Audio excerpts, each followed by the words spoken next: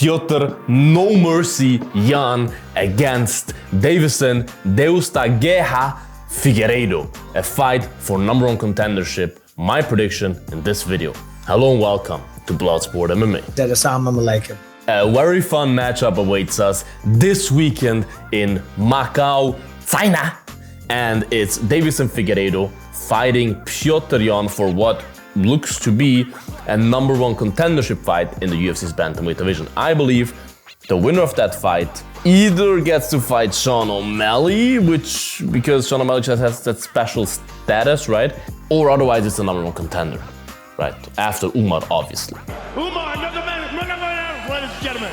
This should be a very fun fight and a very interesting clash of styles, because Petr Yan is a very well-versed all-rounder, I would say, that is predominantly famous for his boxing. He has phenomenal boxing, great footwork, and is very creative as well with his striking. And if Petr Yan gets into his flow, he's unstoppable. He just had some troubles finding his flow recently. And Deiveson Figueiredo is kind of a chameleon in a way. He just adapts wherever he needs to take the fight. Whatever he needs to do to win the fight, he will figure it out and do that to win the fight. And most predominantly, he does that on the ground. That's where he does his best work, right? He just moved to the bantamweight division. He's undefeated in the bantamweight division. He's a former, I don't know how many times he defended his flyweight belt, but a former flyweight champ. He's up there in the age though. He's not the youngest anymore. And you know how I think about older guys in low divisions. They're too slow and too stiff. The speed can go at any time. The father time with the speed doesn't always show itself. It's not like a slow and steady process. Sometimes it happens. Sometimes it's a slow and steady process. It's not always the same. But he still seems to be in phenomenal shape. He still seems to be in his prime in a way. He looked phenomenal in his recent performances. But what I think will be a little bit of a problem for him is Petr Yan with his boxing. If you look at the fight of Deiveson Figueiredo against Cody No Love Garbrandt, I mean, yeah, Deiveson won that fight. I was just thinking about if I was there. I think if it was at UFC 296, then I was there. That was in Las Vegas at the T-Mobile Arena. Yes, I was there. And I mean, Cody was winning that fight in the stand-up, right? No, it was at UFC 300, I'm stupid. No, yeah, true, when I was there in UFC 296, Cody fought someone else. He defeated the guy. I forgot his name. Anyways, but Cody, yeah, that's I was like, I watched it on TV. Anyways, doesn't matter for you guys. It's the CTE speaking. This is CTE Island. It was at UFC 300 and Cody was winning that fight, but then Deiveson just decided to take the fight to the ground, got him to the ground, and there he dominated him and finished him, right? And that's always a threat when you fight Deiveson. But what I'm trying to say with that is, a guy with a predominant boxing style, with good fundamental boxing, gives Deiveson Figueiredo problems, as we saw. And Petr Yan has absolutely tremendous boxing. His footwork is awesome, he has great power in his hands, and as I said, when he finds his flow, he's unstoppable with his hands. And what he does better than Cody, he beautifully mixes in kicks as well and is very creative with his strikes, right? And I think this could give Deiveson a lot of problems. The question just is, can Petr Yan find his rhythm? Because Petr Yan had some problems recently, since he lost his title, to really find his rhythm. He reminds me a lot of Chito Vera, who also needs some time always to like download the data in a way to figure you out to then start going. He always is a slow starter, and we saw how that went when Chito fought Deiveson Figueiredo, right? So for Petr Yan, that will be a challenge, that he doesn't get finished early as well, because Deiveson will probably try to take him to deep waters early.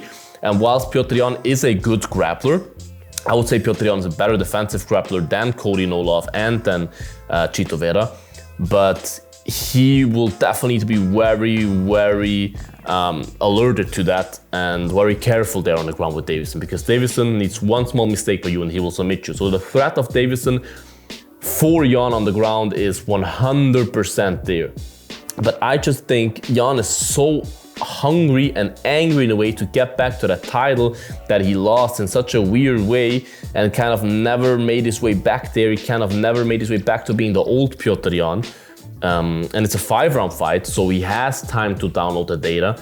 It's not like the 3-round fights where he struggles sometimes because he gets started at the end of round 2, and that's already too late if you don't get a finish. So I do think that he will have some success later in the rounds, and Deiveson does not have the style of a Merab Dvalishvili, which is a style that gave Petr a lot of problems, right? Just a constant grueling wrestling and forward pace and just not giving you any inch to breathe or anything, and just you get up, he's taking you down again, you get up. Deiveson is more of the jiu-jitsu guy, less of the wrestler guy, right? Oh, you're a wrestler now. You're a wrestler. I also don't think Deiveson can just take him down easily. I think Deiveson can take him down in a scramble if he grabs a hold of him in a clinch or whatever and trip him or something. He can definitely take him down, but I don't think he will get every takedown he wants to. Especially not in the open, when he gets him down then against the fence, in my opinion. So I do believe that Deiveson will have some struggles there, finding his takedowns, and in the early fight, he probably will have some success on the feet against Petr Yan or make it an even fight. But I think as the fight goes on, round 2, round 3, Yan will really start to find his rhythm and really start to get into the vintage Petr Yan, which is a very dangerous human being. I mean, vintage Petr Yan beat the crap out of everyone.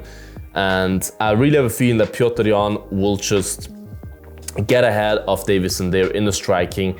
And as of right now, my gut, and I like to listen to my gut with the predictions, my gut tells me that, as I said, he's so hungry to get back in the win column and make a statement, right? He wants to fight for the title again, he needs a statement. He can't just win a boring decision. I do believe in round 4, he will find, I don't know if it will be a kick or a beautiful right or left hand or whatever, but he will catch Deiveson with something and TKO him with ground and pound. He will not knock him out cold, but he will TKO him.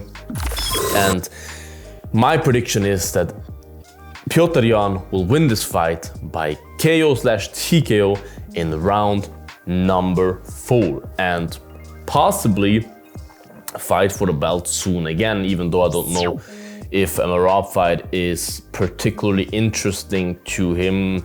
Looking at the first fight, how that went, but who knows, maybe by then Umar is champ, that's a completely new matchup again, or Sean O'Malley is champ by then again, and we saw in the first fight that it was a very fun and close fight, right? So this is my prediction for the fight, you guys. What is your prediction? Who do you think will win in China?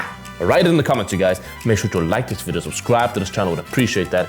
Check out my merch, bloodshop.net, the link is in the bio.